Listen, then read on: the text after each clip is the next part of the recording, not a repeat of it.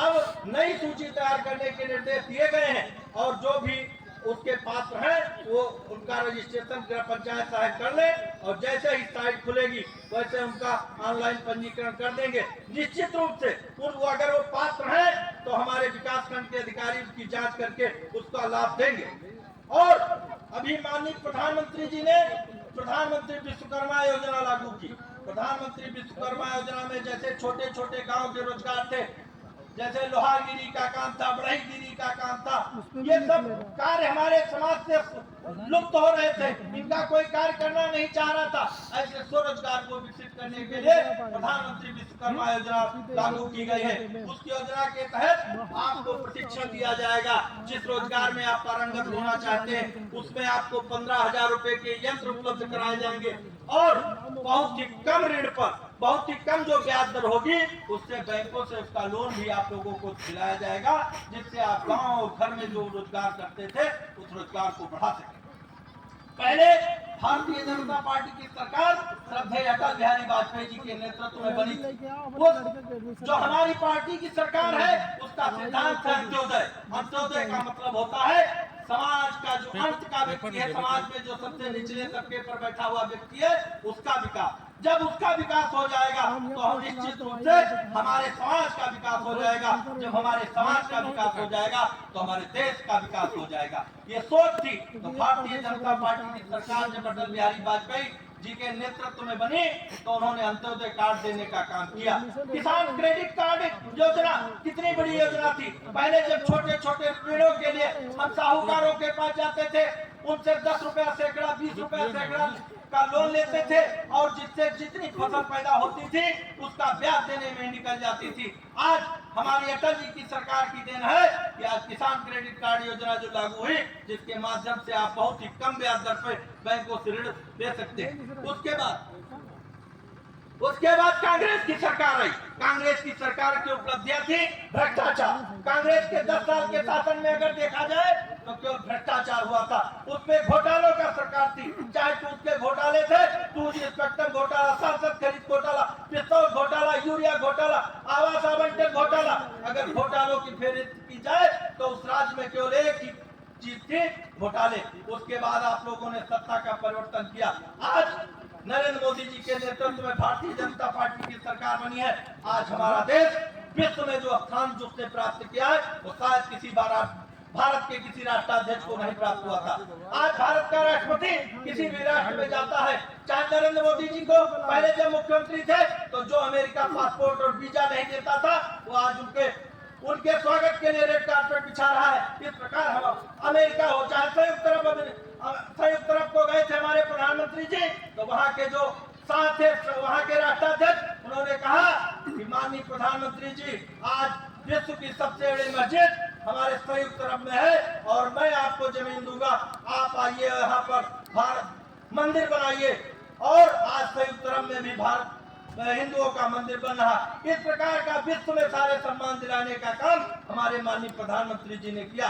आज हमारे देश में जो कांग्रेस के सरकार में नक्सलवाद, आतंकवाद, जातिवाद, क्षेत्रवाद, भाषावाद के नाम पर लड़ाइयां हो रही थी, वो लड़ाई नहीं हो रही। आज हमारी सीमाएं सुरक्षित हैं। आज यदि हमारे देश के ऊपर कोई भी राष्ट्र हमारे ऊपर हमला करता है तो चाहे वो पाकिस्तान हो चाहे म्यांमार हो, हम घुसकर सर्जिकल स्ट्राइक करके वहां पर हमला करने का, उनका जवाब देने का भी काम हमारी सरकार ने किया। आज विश्व की जो भारत के अंदर सबसे बड़ी समस्या थी राम मंदिर, कहते थे कि ये भारतीय जनता पार्टी के लोग आएंगे और कहेंगे कि मंदिर वही बनाएंगे, तारीख नहीं बताएंगे। लेकिन आज वो हजारों साल से चला रहा विवाद आज हिंदू मुस्लिम के सामंजस्य से, प्रेम भाव से हमारी सरकार ने खत्म कर दिया। आज मंदिर भी बन रहा है और भव्य मस्जिद का भी निर्माण हमारी सरकार करा रही है। इस प्रकार से समाज को जोड़ने का काम हम करते हैं। हम समाज को तोड़ने की राजनीति नहीं करते। जो समाजवादी पार्टी और बहुजन समाज पार्टी की सरकार थी वो समाज को तोड़ करके आपस में जातिवाद करके काम करती थी। हमारी सरकार जाति और धर्म के नाम काम नहीं करती। आज मुस्लिम भाई भी बैठे हैं या हिंदू भाई भी बैठे हैं, कोई बता दे कि जो हमारी योजनाएं है उसका एक ही पात्र है गरीबी। वहाँ पर हिंदू और मुसलमान का भेद नहीं किया गया। वहाँ पर किसी जाति और धर्म का भेद नहीं किया गया। जो भी योजनाएं है उसका एक ही है काम, गरीबी मिटाओ। हमारी जात है कि गरीबी को खत्म करना है। इस काम के साथ हम भारतीय जनता पार्टी के लोग काम करते हैं। हमारा देश एक और बहुत बड़ी देश की समस्या थी, धारा 370, जो कश्मीर की स्थिति क्या थी कि कश्मीर हमारे देश में होते हुए भी, लेकिन कश्मीर हमारे देश में तो था, लेकिन हमारे कानून की पढ़ाई जाती थी तो उसमें लिखा है कि ये भारत का जो कानून है ये जम्मू और कश्मीर राज्य को छोड़ करके लागू। ये भारत का जो संविधान था, भारत का जो कानून था, वो जम्मू और कश्मीर के राज्य पर नहीं लागू था।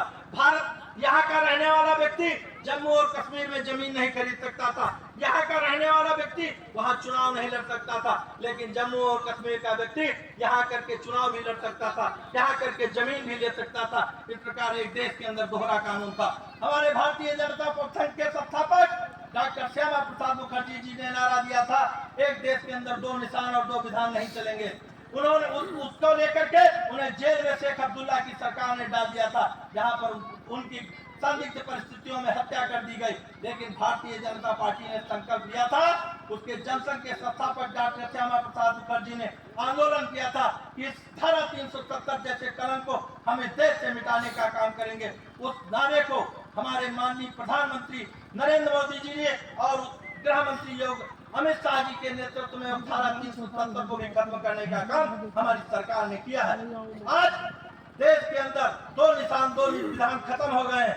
आज हमारे माननीय प्रधानमंत्री जी ने तय कर दिया है कि भारत को 2047 तक विकसित राष्ट्र बनाएंगे। हम जो कार्य करते हैं उसके लिए पहले संकल्प करते हैं। हमारी पार्टी का कार्य है पहले संकल्प, फिर संघर्ष, फिर समाधान। तो आज हमने संकल्प लिया है कि भारत को 2047 तक हम विकसित राष्ट्र बनाएंगे। आज तो 2000 विकसित राष्ट्र बनाने के लिए हमें आत्मनिर्भर होना पड़ेगा। हम विज्ञान के क्षेत्र में, प्रौद्योगिकी के क्षेत्र में, शिक्षा के क्षेत्र में, हर क्षेत्र में जब विकसित हो जाएंगे, हमें विदेशों पर निर्भरता खत्म हो जाएगी, तभी हम आत्मनिर्भर राष्ट्र बन पाएंगे। और इस सब में आप सबकी भी सहभागिता जरूरी है। आप सब लोग जब तक इस कार्य में सहभागी नहीं बनेंगे तब तक हमारा देश विकसित और आत्मनिर्भर राष्ट्र नहीं बनेगा। आप सब लोग भी इसमें सहयोग करिए। इन्हीं बातों के साथ मैं अपनी बात समाप्त करता हूँ। जय हिंद, जय भारत, भारत माता की, भारत माता की। अब आप सभी लोग अपने स्थान पे खड़े हो जाएं। इसके जो विकसित राष्ट्र बनाना है इसके लिए हम